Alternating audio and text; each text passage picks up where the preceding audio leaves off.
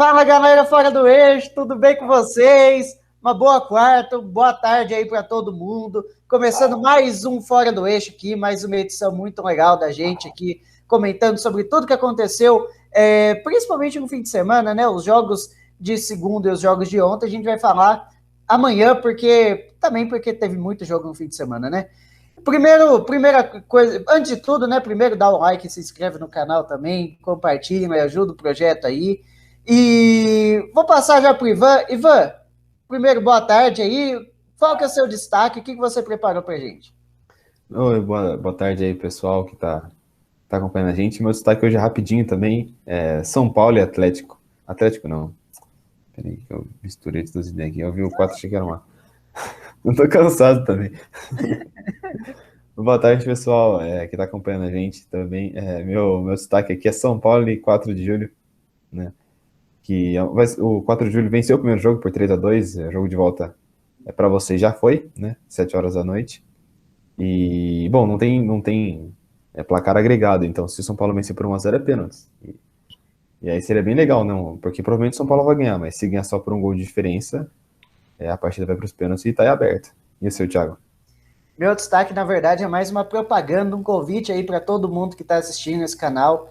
Eu não sei quando vai sair, se vai ser essa semana ou não, mas a gente preparou um vídeo, a gente está preparando, na verdade, um vídeo muito legal. A gente foi a Jaú acompanhar a Ferroviária e Grêmio pelo Brasileirão Feminino da Série A1. Foi um jogo muito legal, tá? Teve diversos problemas para chegar lá, isso aí teve. Mas eu vou preparar, a gente vai mandar aqui para vocês, é um vídeo muito legal. E eu até deixei no vídeo, até falei no vídeo, mas a gente vai desbancar o futebol pelo mundo. Fica anotado aí, a gente vai desbancar aquele cara lá. Pô, é brincadeira, se o Mauro estiver assistindo, pô, o cara é super gente boa, responde todo mundo no Instagram, muito legal. Mas a gente vai desbancar você.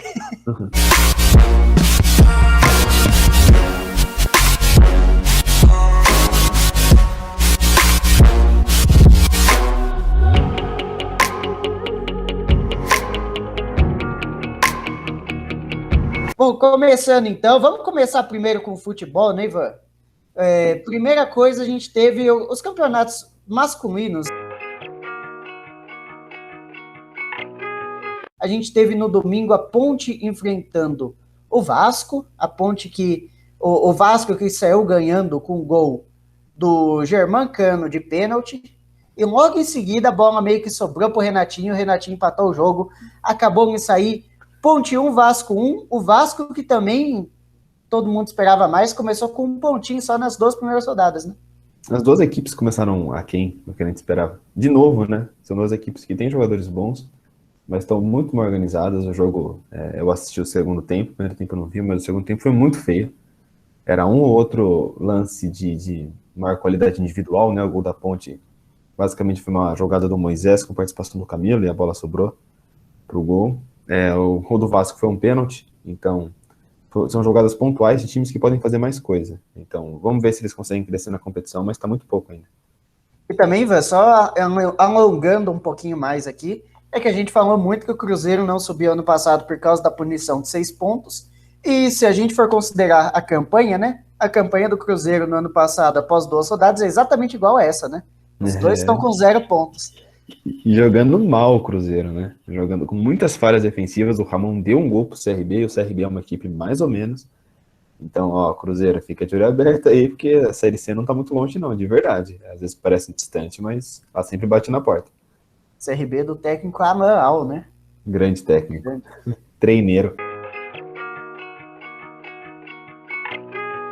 Vamos então para o campeonato da Série C, a terceira divisão, que teve a rodada completa no fim de semana, né? Dessa vez foi completa, né? Mirassol e Oeste vão se enfrentar ainda pela primeira rodada daqui uma semana, né? É sábado. É sábado que vem. E o primeiro jogo aconteceu 11 horas da manhã de sábado. O Ituano recebeu o Novo Horizontino e dá para falar que virou passeio, né, Ivan? O Novo Horizontino que abriu o placar aos 5 minutos do primeiro tempo com o Douglas Baggio. Guilherme Queiroz de pênalti de cabeça com 42 e 45, em 3 minutos, praticamente um placar que era 1-0, que ia virar para o intervalo 1-0, era um placar até que fazível, né? Até que virável. Acabou se tornando um 3-0 no intervalo. Thiago Marques diminuiu de pênalti, mas logo em seguida, 2 minutinhos depois, Douglas Baggio fez o quarto do Novo Horizontino, que assume a ponta 4-1 para o Tigre e o Lanterna, o Ituano, que vira a lanterna do campeonato, né? E o Bergantinho caiu, né? Não sei se oficializou, eu vi que estava pendurado, depois dá uma conferida aí, eu acho que caiu. E a gente postou lá no Twitter que o Novo Horizontino passou o carro no troféu anterior, passou o carro de novo na Série C agora. E dois times que eram muito parelhos alguns anos atrás, 3, 4 anos atrás, agora já tá virando uma disparidade muito grande. O Novo Horizontino tá sobrando no interior. E tá remando forte pra classificação, enquanto o Ituano vai ter que se preocupar com a manutenção, né, pelo visto. O Bergantin caiu mesmo, viu? Para o seu lugar foi contratado o Mazola Júnior. Não... Às vezes o projeto azedou já, né? Ficou muito tempo, nada, não é para se descartar também, mas às vezes precisa de uma renovação, né? Não O sei como que tava Juninho a situação, saiu, né? o Juninho Paulista, né, que cuidava do Ituano, saiu para comandar a CBF. Tomando paulada agora, né? 4-1 de novo. Vamos ver, eu acho que não tem time para cair, né? Mas se não ficar ligado, é um campeonato rápido, né? Qualquer coisa, do mesmo jeito que eu achava que o São Bento ano passado não tinha um time para cair, né? E aí teve um monte de problema, Covid, calendário, tudo. Acabou caindo, acabou sendo rebaixado. E olha no Bergantin também, porque ele é um baita técnico que pode pintar em outra equipe aí para fazer um bom trabalho, né? Pois é. Outro que tem um técnico também bem longevo, que vai e volta, é o Oeste, né? O Oeste de Itápolis, ex-Itápolis, agora é Barueri, foi a Florianópolis enfrentar o Figueirense. Para mim, pelo menos, parece que jogou bem, né? Parece que jogou bem. Saiu perdendo, o Sandoval, aquele zagueiro ex-São Caetano, errou 2 vezes, deu um pênalti ainda para o Figueirense chutou para fora. Mas parece que o Oeste jogou bem, acabou perdendo a estreia do Oeste nessa nova Série C, né? E o Figueirense que se reabilita após derrota para o Novo Horizontino. É aquele jogo que o empate era mais justo, né? Eu vi um pedaço também. O Figueirense não jogou para vencer, mas o Oeste também entrou muito desatento.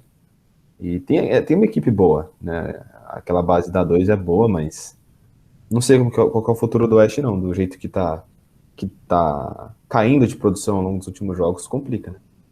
Pois é, joga bem e não consegue fazer ponto, né? Não consegue pontuar. Aquele Oeste do comecinho do ano sumiu. A gente também teve no interior o Mirassol recebendo o Ipiranga, né? Pode ser até que o placar de 2-1 tenha sido falso, né? Mas o Ipiranga jogou bem, né? O Ipiranga, que é um dos grandes times também. E não sei, para mim, ganhou do Paraná fora de casa. Ganhou em Erechim, na verdade, né? Do Paraná. Ganhar do Paraná também. Ganhar do Paraná tá sendo fácil nessa série C, mas mesmo assim, o Ipiranga foi a Mirassol. Ganhou gols de Mikael no comecinho do jogo, no finalzinho do primeiro tempo, Quirino aumentou, voltando do intervalo, David contra diminuiu para o Mirassol e parecia que o Mirassol tinha tudo para conseguir um empate, não conseguiu 2-1 para o Ipiranga. É surpreendente o Ipiranga começar assim, né? Sempre é um time que fica lá no meio, assim, nunca começa tão bem. E o Mirassol, infelizmente, não conseguiu manter a base, né? Do Paulistão e vai amargar uma série C bem difícil, né? Eu não sei se tem time pra cair também, mas complicado. Aquela base era muito boa. Era mesmo. E outro time que também parece que surpreendendo, né? Até positivamente, e até tem estrutura e tem torcida para isso, né? Apesar de não ter torcida no estádio, mas tem sempre alguém que apoie, né? Que é o Botafogo de Ribeirão, né? Botafogo que foi a Curitiba, com gol de novo, né? De Neto Pessoa, que já tinha marcado contra o São José. Gol aos 25 do primeiro tempo, Botafogo 1-0 em cima do Paraná. E o Paraná também tem uma situação muito complicada, né? Lamentável, o Paraná tá caminhando a passos largos pra não voltar a ser aquele Paraná de Série B que a gente viu que teve recorde de permanência na Série B, né?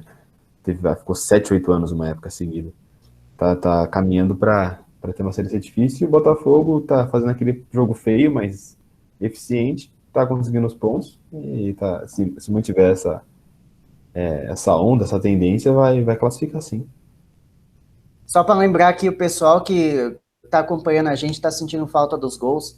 A gente recebeu algumas denúncias aí que a Eleven Sports, que tomou conta agora do Maicujo, tá derrubando os canais e está mostrando os gols. Então, por isso, a gente não vai mostrar os gols. Pelo menos nesse programa, né? Talvez o programa que vem a gente mostre para justamente testar isso, né? Mas A gente precisa fazer um teste, né? vamos fazer um teste. Vamos então para o Campeonato Brasileiro da Série D. Vamos começar com quem ganhou, né? A gente teve muito time paulista jogando. E vamos começar primeiro com quem ganhou. O Santo André. Santo André que foi ao Rio de Janeiro enfrentar o Bangu. Um calor do caramba, né? Jogar em Bangu é complicado. Rochinha fez o primeiro gol, o Bangu saiu na frente 1-0. No finalzinho do primeiro tempo, Leandro, que não é aquele, é da base do Santo André, empatou o jogo 1-1, e Ryan, aos 15 do segundo tempo, virou Santo André 2-1. Uma boa vitória, né? Mas não jogou muito bem não, Santo André. Boa vitória, mas eu esperava um pouquinho mais. Começou muito mal. O primeiro gol foi ridículo do Bangu, uma linha burra, muito burra de impedimento. Eu até postei também no Twitter. Mas conseguiu virar, né? Isso foi bom, mas se jogar que nem jogou contra o Bangu, vai mal, porque o Bangu não foi uma boa equipe no começo do ano. Então vai pegar adversários melhores, então precisa melhorar, mas foi um bom começo, né? Uma vitória tá ótimo para começar. A gente também teve no estádio do Canindé, no sábado, a Portuguesa recebendo o Cianorte, né? Vitor abriu o placar para a Portuguesa, 1-0, aos 15 do primeiro tempo. 10 minutos depois, Calabres cobrando pênalti, empatou para o Cianorte. Cianorte, que inclusive está jogando agora contra o Santos, provavelmente vai ser eliminado, né? Tá acabando, tá 1-0 para o Santos. Mas o Cianorte que está focando, inclusive, nessa Série D, né? Parece que levou um time razoavelmente reserva lá para Santos, porque também tomando 2-0 em casa já não tem muita chance. Lucas Douglas, antes de acabar o primeiro tempo, fez o segundo da Portuguesa 2-1. Lucas Douglas, que é da base do Santos, muito bom jogador também. E Léo Porto, no finalzinho do jogo, 45 do segundo tempo, empatou para o Cianorte 2-2. E a Portuguesa que contratou o Lennon, né? Um lateral que jogou no Guarani, estava no Cuiabá. Então, parece que tem um time até que razoavelmente forte, né? É impressionante a Portuguesa. Tá ganhando o jogo até os 90 minutos, toma o gol. É um time que complica. Eu falo que quero que a Portuguesa suba. Eu não torço pra Portuguesa, mas já passou da hora da Portuguesa voltar a jogar pelo menos a Série C. Mas complica, né? Jogando bem, fazendo resultado e toma gol no finalzinho. É um time que não consegue lidar com a pressão que é ser a Portuguesa. Vamos ver se o time melhora e consegue a classificação, né? E vai enfrentar na próxima rodada o Madureira, que a gente já vai falar dele, meio que passou o carro na Inter, né? Uhum. Vamos falar então antes de falar desses dois vexames, né? Primeiro, o São Bento, que no domingo foi à região dos Lagos, no Rio de Janeiro, enfrentar o Boa Vista, empatou em 0-0, ninguém saiu do zero. Você tem alguma notícia desse jogo, Ivan? Eu realmente não acompanhei. Eu vi que... Eu só vi um pouco que foi um jogo bem parado, que o Boa Vista mereceu ganhar, mas o São Bento conseguiu segurar a onda. Eu vi alguns... Eu acompanho alguns canais, alguns perfis de futebol alternativo também no Twitter e falaram que o Boa Vista jogou melhor. O Boa Vista fez bons jogos contra o Vasco também na Copa do Brasil. Então, eu acho que deve ter jogado mesmo, não acompanho o jogo também. Mas o São Bento conseguiu segurar e empate fora, né? Tá valendo, empate fora, vitória em casa. É uma receitinha do sucesso, né? Vamos ver se consegue ganhar em casa agora. Até porque tem tudo para ganhar, né? Vai enfrentar o Bangu na próxima rodada. E depois a Inter, né? Dá pra emendar uma boa sequência.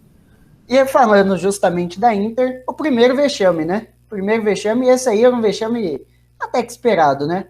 A Inter, que eu achava que ia vir pior, veio com peças como o Pedro do Rio, que foi muito decisivo no final do Campeonato Paulista. Tem Renan Fonseca, que é um zagueiro que estava na Ponte Preta.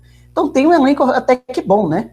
Não aguentou nem o Madureira. Em casa, Rafinha aos 9, Sampaio aos 39, isso no primeiro tempo, Juninho. No meio do segundo tempo, fechou o placar 3-0 para o Madureira em Limeira. E foi um jogo que é aquilo, né? O time não está muito acostumado a jogar a Série D. Contrata um técnico. Para mim, eu coloco muito isso na conta do técnico. O Diego Coelho, que estava no... é horrível.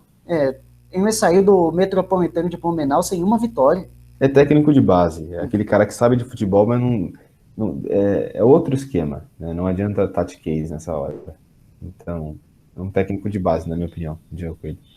E a Inter que, apesar de tudo, né, apesar de ter assumido que a Série D ia jogar apenas para cumprir tabela, parece que tinha tudo até para passar de fase, né? Tá em um grupo que tá fácil, né? O Bangu tá mal, até o Santo André tá mal, a Portuguesa que não consegue ganhar. Então, tinha tudo para pelo menos brigar, né? E parece que desistiu mesmo. E não é justificativa também abandonar a competição. Tem 11 caras em campo, né? Esses 11 caras têm que jogar bola, mesmo que perca, já que não é o foco, mas não perde 3-0, né? Mostra um futebol bacana, pelo menos. Tenta mostrar uma evolução. E Vamos ver o mesmo próximo assim, jogo. Porque tá feia a situação. Vamos esperar o próximo jogo agora. e mesmo assim o elenco da Inter não é tão ruim, não. Eu achei que ia ser muito É. pior. Tinha, por exemplo, Renan Fonseca, tinha Daniel Vansan, tinha Pedro do Rio, tinha vários jogadores, né? Tinha. Talvez o Carpini tenha feito um milagre mesmo no Paulistão, né? Então, tinha Passarelli na reserva, né? Mas tinha Passarelli, tinha Bruno Santos, tinha o próprio Daniel Vansan, Lucas Bernardin, que são realmente Uhum. jogadores que jogaram muito bem o campeonato, né? O investimento pode até ter se reduzido, né? Não sei como que tá a situação interna, mas 3-0 fica feio demais. Vamos ver. Porque tem mais futebol pra jogar, né? Do que isso aí. E também um vexame, né? Deu Esse, sorte, esse é inexplicável, assim. esse não dá, né? Deu sorte que o Boa ganhou do Águia Negra, porque senão seria uma lanterna. A Ferroviária jogando em Sorocaba, no grupo 6, né? O outro grupo. Tem os 4 palmeiras jogando no grupo 7, a Ferroviária jogando no grupo 6. Tomou 3-0 do Uberlândia. 3-0 para o time do Uberlândia. Kenleyton de falta, Daniel Costa de pênalti e Léo Martins. Fecharam o placar. Foi um vexame, né? Vexame, porque o Uberlândia a gente falou que os times do interior de Minas sempre são chatos, né? Falamos de especialmente Uberlândia e Caldense, mas 3-0 a Ferroviária devia ter subido no passado, esse ano traz esse fantasma, nessa responsabilidade, e não passar por esse vexame é muito complicado. Vamos ver como que consegue segurar as pontas no próximo jogo agora. E o próximo jogo que é contra a Caldense, que foi ao Espírito Santo e ganhou do Rio Branco, né? Então também não é um time fácil. Né, mas tem mais futebol que isso, né? Vamos ver como que a Ferroviária consegue se erguer. Vamos então para o Campeonato Brasileiro Feminino, o Campeonato Brasileiro que a gente acompanhou. Se você não viu o começo do vídeo, a gente vai mostrar aqui, não sei quando, mas vai sair um vídeo nosso, um vlog super legal sobre como é assistir, como é voltar ao estádio, que é muito engraçado, né, ver o estádio do 15, né, que a gente via sempre lotado, ver com 10, 15 pessoas é uma coisa muito estranha, né? Sair gol e ninguém comemorar é uma coisa muito diferente. Mas vamos falar um pouquinho de bola rolando, né? No dia 6, que foi no domingo, né? O Palmeiras enfrentou o São Paulo num clássico também muito legal no Canindé. A Ana Carolina abriu o placar para o São Paulo aos 43 do primeiro tempo e Duda empatou para o Palmeiras 1-1. Palmeiras que agora vai para a segunda colocação e o São Paulo que caiu para a sétima colocação. E o empate não foi bom para nenhum dos lados, né? Eu te falou, quem o São Paulo segurasse, complicaria na busca pela primeira posição. Então agora o Corinthians vai se classificar em primeiro, né? O Palmeiras provavelmente não alcança mais. Mas vai ficar em segundo, né? Vai ficar em segundo. Já está em segundo, né? Já, matematicamente. E o São Paulo também matematicamente classificado. O empate é ruim para os dois, mas também não. Já estão mais com a cabeça na segunda fase, né? Eu acho que já está começando um planejamento pro final do campeonato. E também esse sim, o jogo que a gente acompanhou, né? Ferroviária e Grêmio jogando em Jaú, né? Ninguém tá jogando em Araraquara. No segundo tempo, a Rafa Neves, depois de uma arrancada, né? Escapou da marcação, abriu o placar para o Grêmio 1-0. Luana acertando um belo chute no canto, fez Ferroviária 1-1. E aí um pênalti que foi muito polêmico. Não só pelo pênalti, mas pelo que aconteceu segundos antes, que uma arrancada, né? Foi uma escapada também, a defesa ficou fazendo a famosa linha de impedimento e acabou acontecendo o escanteio, depois a cobrança do escanteio, toque de mão, que parece que foi realmente toque de mão, pênalti para o Grêmio, Maiara cobrou 2-1 para o Grêmio, classificado agora matematicamente, e a Ferroviária, e isso é muito incrível, do terceiro ao sétimo colocado, a diferença de apenas 1 ponto. Então, qualquer coisinha, qualquer pontinho a mais, você pode pegar um time como não sei, o próprio Grêmio, o Inter, que são adversários Palmeiras, difíceis. Então, são adversários difíceis, mas são mais né? plausíveis do que pegar Corinthians e Palmeiras. Qualquer coisinha, né? Qualquer pontinho Uhum. pode diferenciar isso, e a Ferroviária mandou muito mal, né? O terceiro, o quarto, o quinto e o sexto são posições que são muito desejadas, né? Não importa entre o terceiro e o sexto, o problema é ficar em sétimo. Então tem que fugir desse 7º lugar aí, quem puder. E vai ser ponto a ponto até o final, né? Essa vai ser uma disputa que vai durar até o final do campeonato. E parece, ó, falando por mim, parece que a Ferroviária não consegue se impor seu ritmo de jogo, para falar bem a verdade. Parece que a Ferroviária ela é refém do que os outros mandam. Se o Grêmio vai lá e faz um gol, aí a Ferroviária tem que sair mais pro jogo e acaba fazendo um gol. Mas se depender da Ferroviária, o gol não acontece, simplesmente não acontece, não consegue impor o ritmo, sabe? Não consegue ter intensidade, isso aí, não sei, eu achei bem fraco o jogo da Ferroviária. O único jogo que eu assisti completo da Ferroviária foi o empate contra o São Paulo, que ela até marcou um gol mal anulado, mas fica essa impressão mesmo. Um time que é mais reativo, né? No jargão moderno. Do que ele não propõe tanto jogo, né? E isso pode complicar também, numa hora que precisar sair para jogar em casa, principalmente, ficar refém das armadilhas que o próprio adversário pode montar, né? Principalmente contra times menores que vão ficar atrás justamente para isso, né?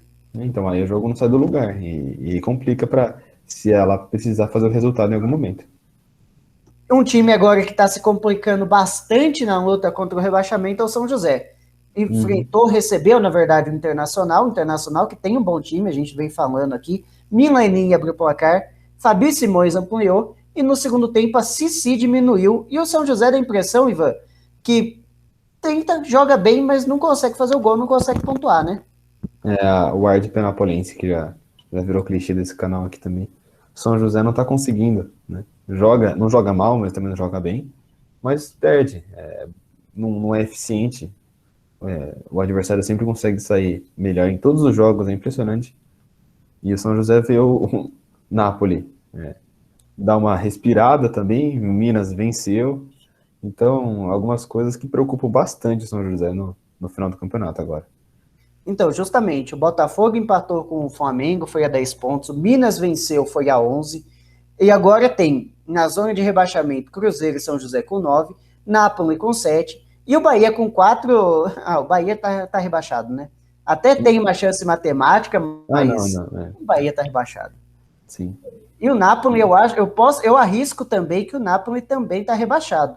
Até porque, apesar de estar uma rodada de sair da zona de rebaixamento, né? Na verdade, 2, né? Porque mesmo se ganhar essa rodada, precisaria tirar um saldo de 16 pontos, 16 gols, né? Para sair da zona de rebaixamento. Então tá 2. E a próxima rodada é simplesmente contra o Palmeiras em São Paulo. Então, basicamente. Você não pode perder do Palmeiras. É complicado também, mas ainda se conseguir um empate contra o Palmeiras, chega na última rodada no jogo quentíssimo contra o São José, né?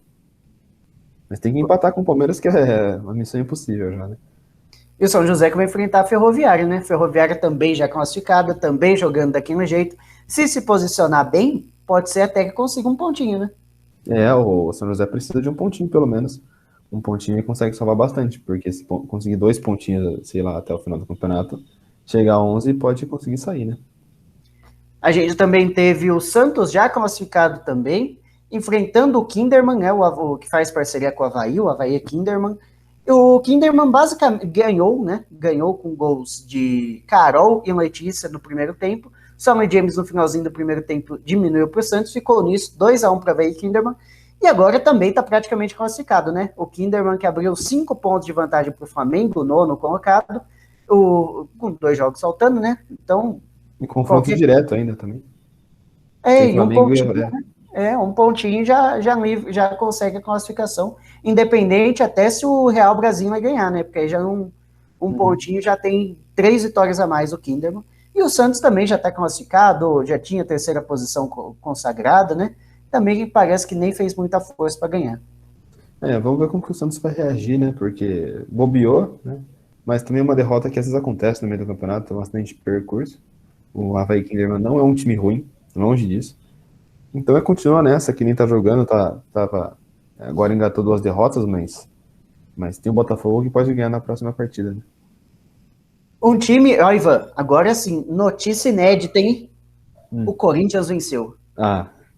Ninguém imaginava que o Corinthians ia vencer. Mas venceu mais ou menos ainda, hein? Venceu mais ou menos, mas com 10 minutos de jogo já estava 2-0, né? Gabi Portillo e Gabi Nunes fizeram 2-0 Corinthians, no finalzinho, 34 do segundo tempo, Duda de pênalti, diminuiu para o Cruzeiro, até pressionou, não saiu disso, Cruzeiro na zona de rebaixamento, o Corinthians, bem, não precisa nem falar, né? Precisa ganhar do Minas que classifica em primeiro, então basicamente é isso, já era. Continua jogando bem, só pode jogar mais do que tá jogando, né? A gente não sabe se estão tirando o pé ainda, né? Se não estão dando 100%, mas precisa desse 100% numa fase final. Senão pode ser surpreendido lá na frente. Bom, então vamos falar de Campeonato Brasileiro Feminino da Série A2. A Série A2, então, que a gente teve continuidade agora nesse fim de semana. Vamos falar primeiro com quem despachou, né? O Red Bull Bragantino venceu o Atlético Goianiense, né? O Atlético Goianiense que não tinha nem feito um pontinho ainda, e fez apenas 7 gols, né? 7-0 para o Red Bull Bragantino. Ariel, Rosane, Laíssa, Ariel de novo, Milena, Rayana e Laíssa de novo fecharam o placar 7-0 para o Bragantino, já classificado, claro, né? 100% de aproveitamento. E também, acho que nem se perder para o Vila Nova, que eu também não imagino que vai acontecer, o Fluminense precisaria tirar um saldo de 14 pontos para conseguir a primeira colocação. Não, é ridículo o que o Bragantino está fazendo. Passou o carro realmente, 7-0 é muita coisa. Né? A gente não consegue, eu acho que às vezes a gente não tem noção do tamanho que é um 7-0, porque é um placar que não acontece tanto no futebol mais tradicional, né? Assim, Série A é difícil acontecer um 7-0, por exemplo. 7-1 é mais comum, né? 7-1 acontecer. Mas é ocasional, né? E um 7-0 é muito forte numa fase preliminar assim, já mostra o tamanho. O Fluminense não alcança de jeito nenhum e o Bragantino é favorito agora. E a gente também teve a Ponte que foi ao Rio de Janeiro, segurou apenas, né? Segurou o primeiro tempo. No segundo tempo, Daniele abriu o placar para o Vasco, ficou nisso. E o Vasco já classificado 100%. E a Ponte, Ivan, eu até fiz as contas aqui, ó. Vou tentar refazer aqui rapidinho. América e Chapecoense vão se enfrentar. A Ponte não alcança mais segundo lugar. Ela precisaria se classificar entre os 4 melhores terceiros colocados. Só que a Ponte agora está em quinto, né? América e Chapecoense vão se enfrentar. A Ponte precisa ganhar do Atlético Paranaense, que ganhou todos os outros jogos, exceto contra o Vasco. O Vasco ganhou de todo mundo, só perdeu para o Vasco. América e Chapecoense precisam empatar para a Ponte chegar à terceira posição. Aí, a Ponte chegando à terceira posição vai ter 6 pontos. Se a gente pegar aqui, ó, 4 vão classificar. Iranduba já tem 8. Iranduba já tem 8, já passou. O DA de Alagoas já tem 7, já passou. O Juventude de Conquista, de Vitória da Conquista, já tem 6, mas tem 2 vitórias, também já passou. Não alcança mais a Ponte. Então, o que tem que acontecer? A Ponte tem que ganhar, América e Chapecoense precisam necessariamente empatar, o Vila Nova do Espírito Santo não pode ganhar, o Vila Nova que vai enfrentar o Bragantino, o Vila Nova não pode ganhar, na verdade não pode ganhar. Criciúma e Sport, no mesmo grupo, precisam necessariamente empatar, se houver o vencedor passa a Ponte. Olha só a quantidade de coisas que a gente tem que calcular, né? O Cefama, que vai enfrentar o Vitória, precisa necessariamente empatar, e o Tiradentes precisa perder para o JC. Tudo isso aí tem que necessariamente acontecer para a Ponte conseguir classificar. O que eu acho legal é que tudo isso pode até acontecer, mas a Ponte não vai ganhar do Atlético. Né? Pois é, tudo isso pode acontecer, mas eu também acho que a Ponte termina até sem pontuar ainda. Porque o Atlético, mesmo que já classificado, né? É um time muito bom e provavelmente não vai jogar, não vai largar a mão do campeonato agora, né?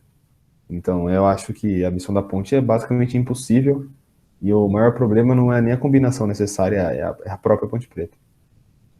Difícil, hein? Uhum. A gente também teve, falando agora de futsal, né?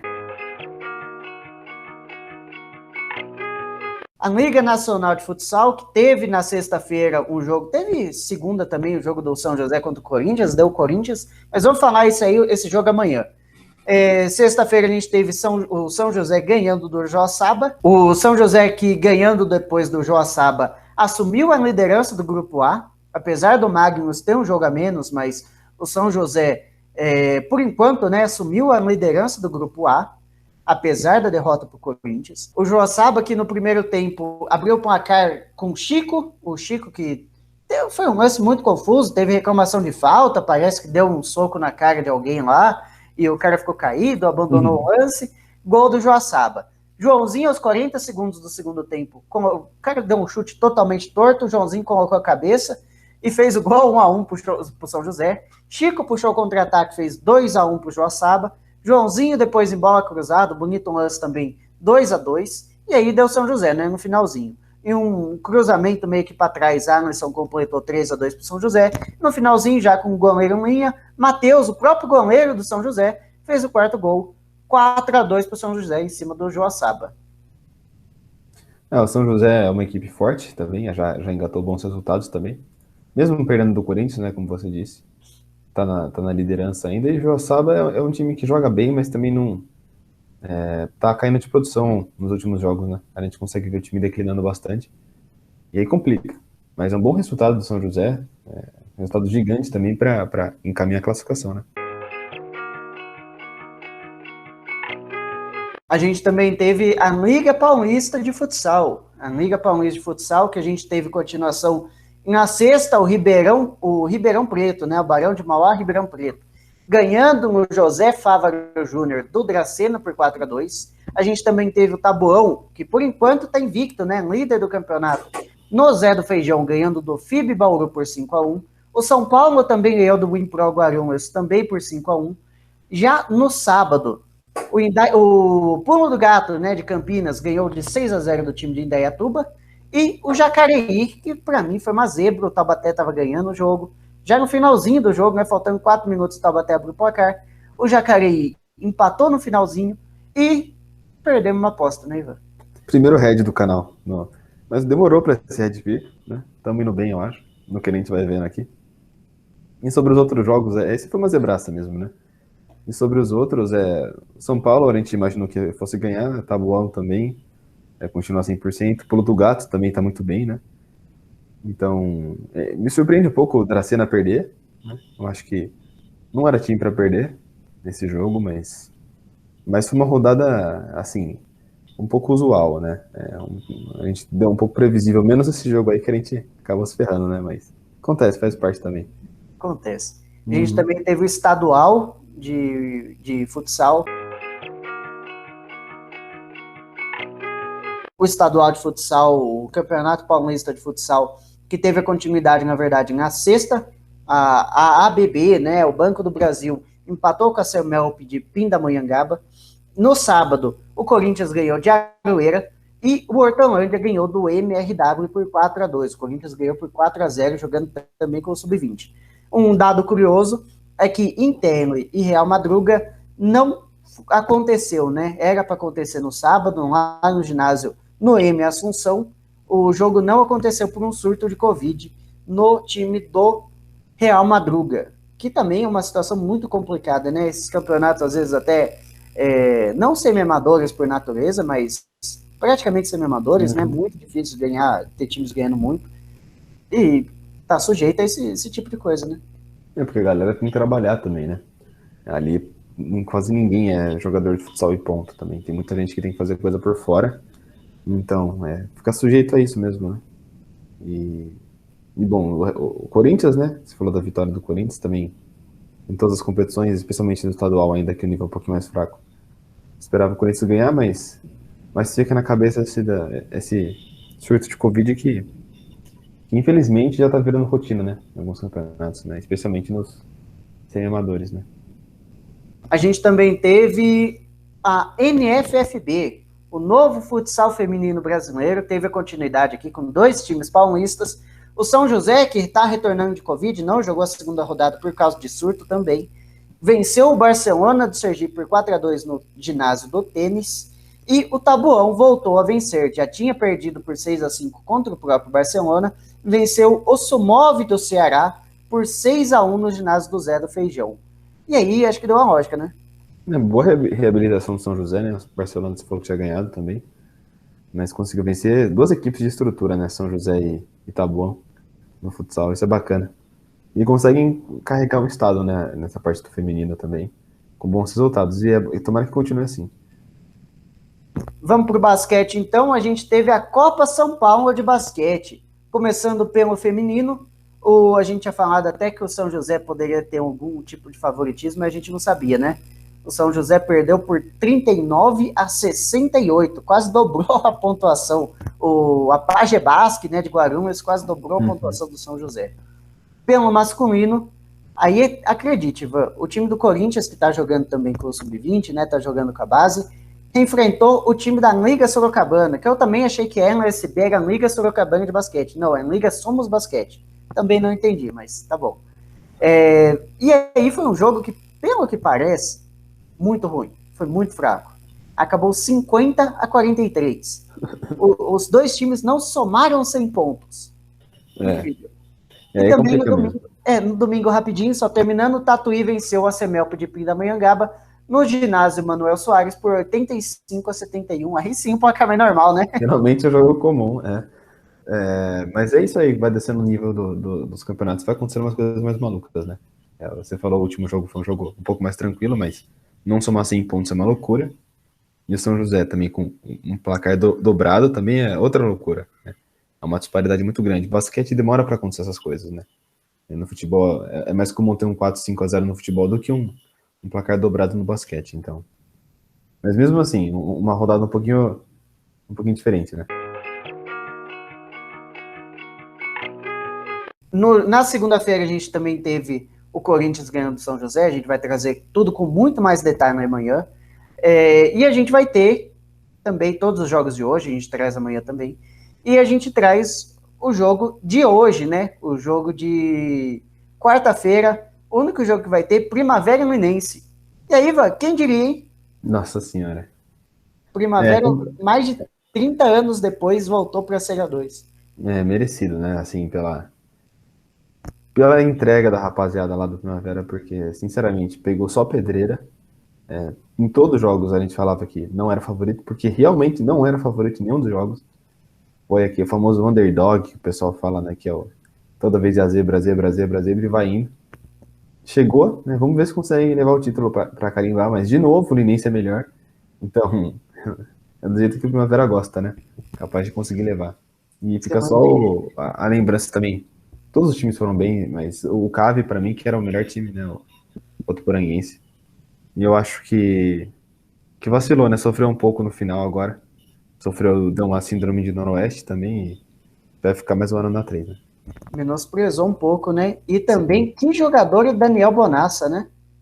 Decisivo, né?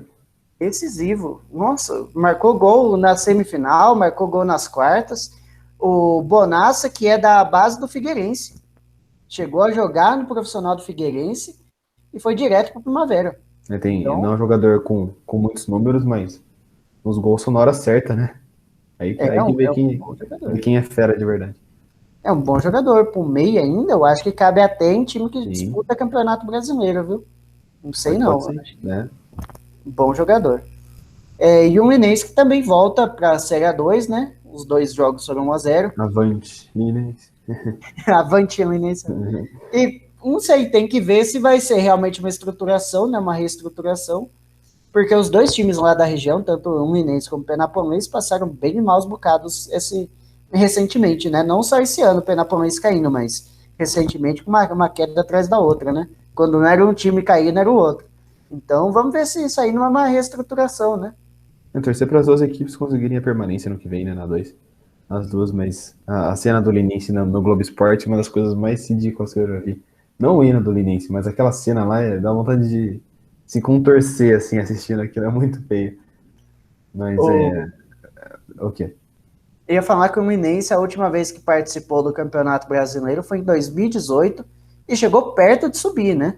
Eliminou o Novo Horizontino e perdeu para o São José. Ele tinha ganhado o primeiro jogo para o São José, nas quartas de final, tinha tudo para subir, foi a Porto Alegre e perdeu por 2-0, então o Fluminense era para ter até numa Série C no Campeonato Brasileiro, né? É um time de camisa no estado de São Paulo, né? No interiorzão. Então vamos ver se consegue voltar ao caminho de jogar né?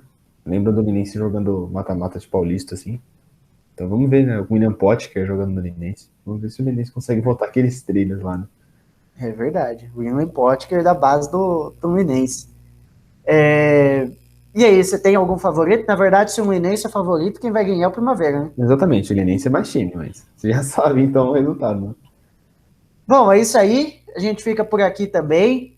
Uma boa tarde para todo mundo. Ó, fizemos em 40 minutos, deu certinho para a gente ver o Globo Esporte começando daqui a pouco. E era o final de semana inteiro, hein? Então, Oi, hoje corremos, hein? É. Então é isso. Valeu, galera. Um abraço. Até mais. Valeu, rapaziada.